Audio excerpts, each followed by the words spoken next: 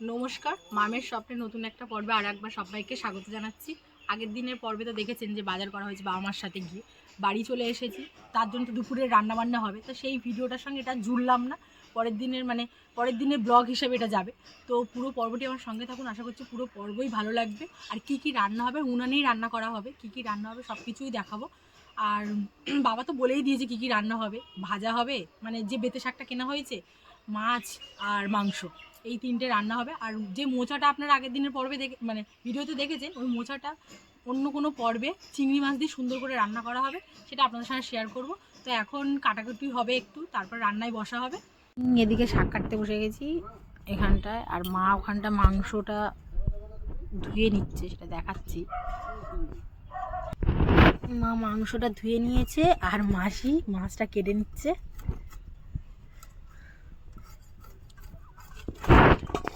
শাক কাটা তো প্রায় হয়ে এসেছে, এইটুকু বাকি আছে।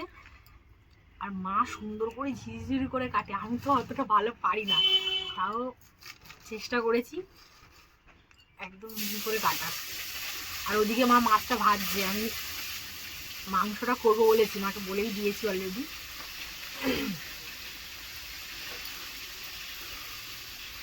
আর মাঠের শাক তো পুরো বালি খিচখিচ করছে।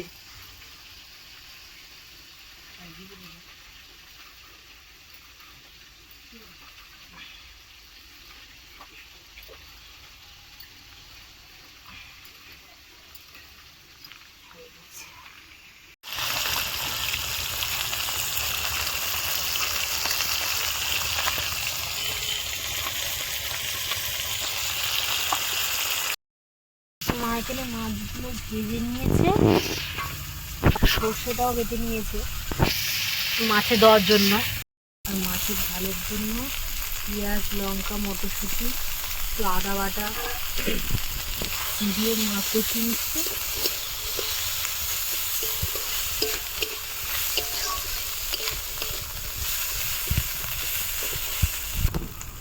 হলুদ গুঁড়ো,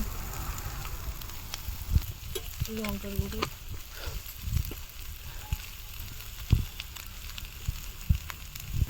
মাছের ঝালের জন্য কষিতে দিয়ে দিল।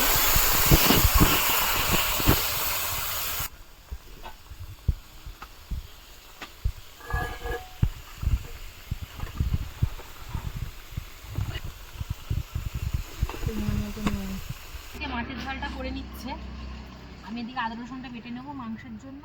আর তার আগে মা শিলে সর্ষে বেটেছিল, আমি তখন শাক কাটছিলাম, নেওয়া হয়নি। সর্ষেটা বেটেছিল মাছের ঝালে দেবে বলে।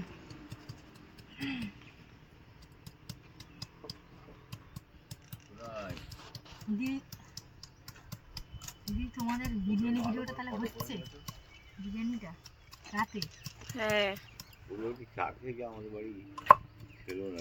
হ্যাঁ যাবো, আমি যাবো তোমাদের বাড়ি, যাবো। হ্যাঁ হ্যাঁ যাবো যাবো, হ্যাঁ যাবো, দিদির সঙ্গে করেই নিয়ে যাবো। কেন?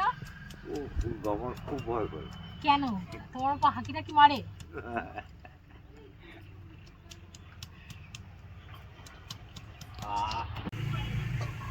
আদা রসুন একসাথে বেটেছি, বাটা কমপ্লিট, তুলে নেব।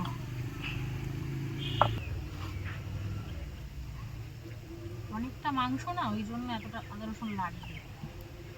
2 কিলো 300।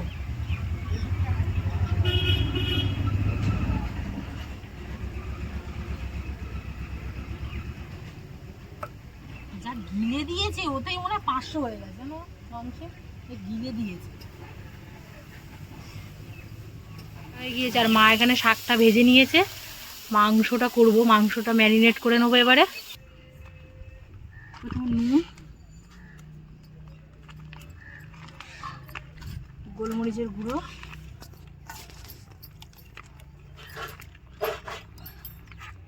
কিছুটা পেঁয়াজ এখানে দেবো, আর কিছুটা তেলে ভাজবো। সামান্য টমেটো, কাঁচা লঙ্কা পেস্ট,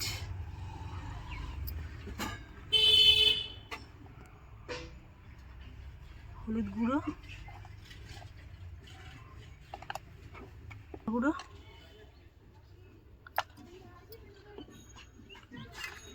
আর সবার শেষে সর্ষের তেল।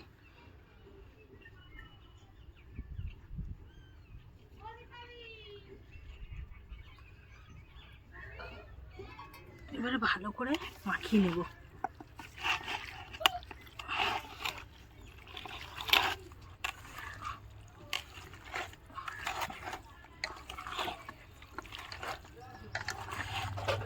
ঝাল শুদ্ধ মাংস নেওয়া হয়েছে, ঝাল শুদ্ধ মাংস কিন্তু একটা আলাদাই টেস্ট মাংসের। যা দিয়েছি আর কিছু জল লাগবে না কড়াতে।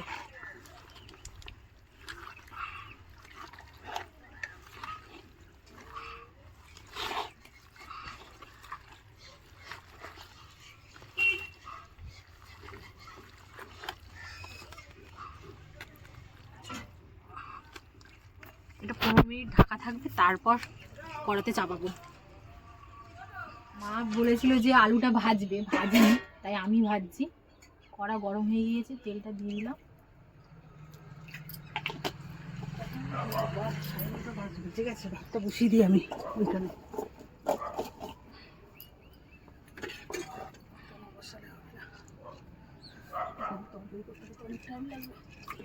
হ্যাঁ, আলুগুলো দিয়ে দিচ্ছি।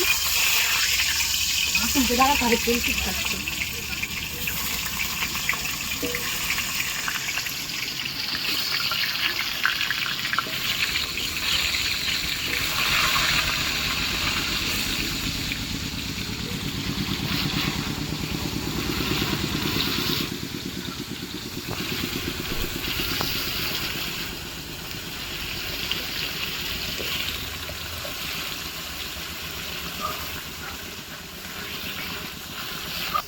আলুগুলো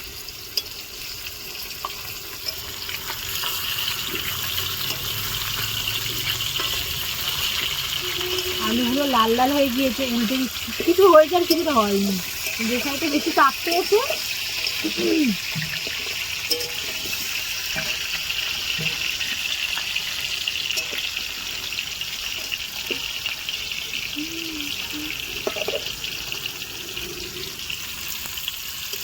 গিয়েছে, আলুগুলো তুলে নিচ্ছি। দেখ উঠি তো টুটকে যাবে সব।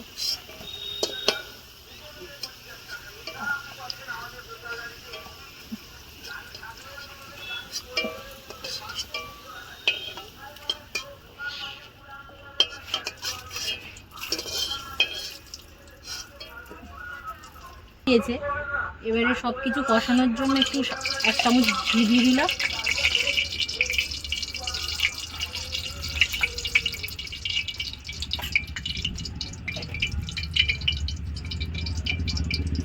আর কিছুটা সরষের তেল।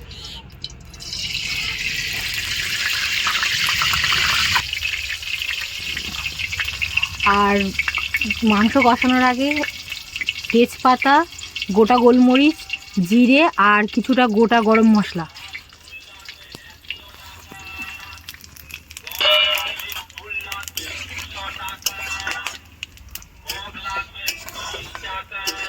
এবারে বাদবাকি কোচানো পেঁয়াজটা দিয়ে দেবো,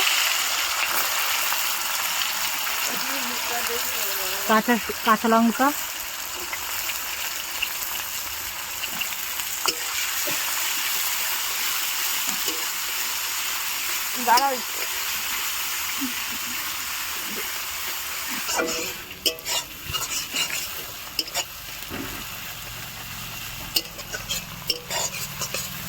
কিছুটা আদা রসুন তো মাংস ম্যারিনেটে দিয়েছি, আর বাদ বাকিটা কষানোতে দিয়ে দিচ্ছি পেঁয়াজের সাথে।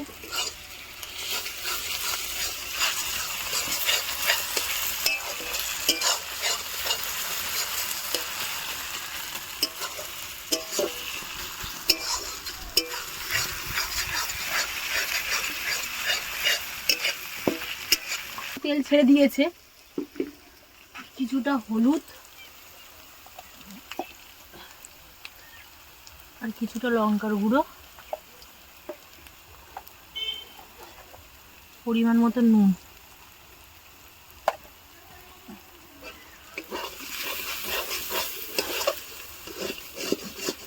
এটা একটু কষিয়ে আর মাংসটা ঢেলে দেবো। আর মাংসে তো সব কিছুই দেওয়া হয়ে গিয়েছে, যা যা দেওয়ার দরকার ছিল।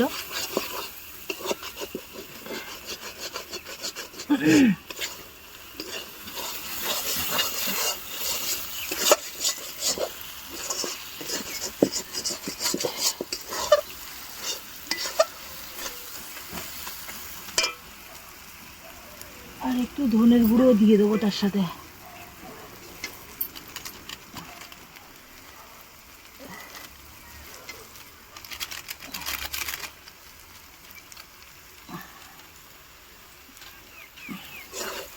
টমেটো তো ম্যারিনেটে দিয়েছিলাম, আর এইটা বাদ বাকিটা ছিল, এটা দিয়ে দিলাম।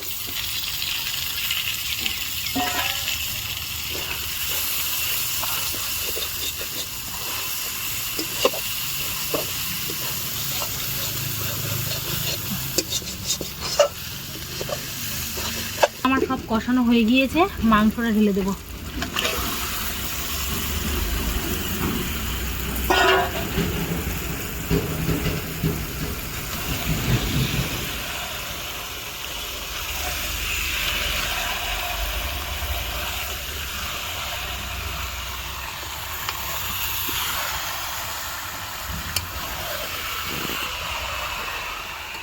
অনেকটা মাংস তো, মানে তুলতে আমার একটু সমস্যা হচ্ছে।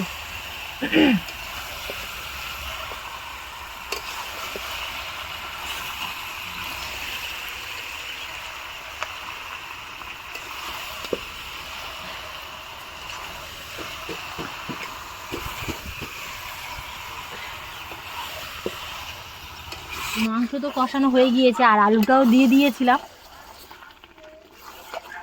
তো ধোঁয়া হচ্ছে, এবার জল দিয়ে দেবো।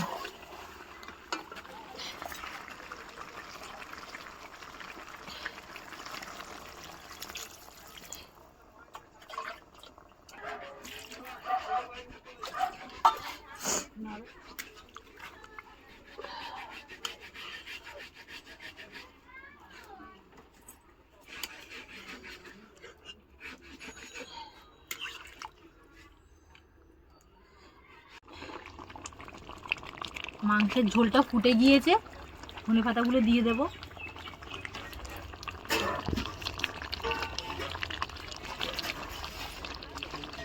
আর তার সাথে সানরাইজের গরম মশলা।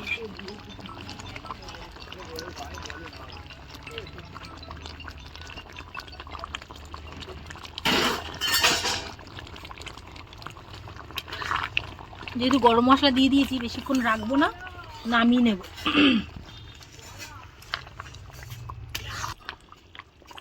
মাংস হয়ে গিয়েছে, নামিয়ে নেব।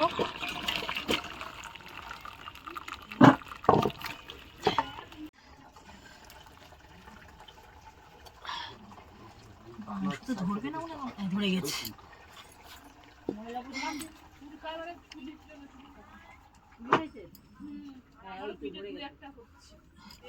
রান্না কমপ্লিট। আজকের পর্বটা এই পর্যন্ত, আবার দেখা হবে নতুন কোনো পর্বে।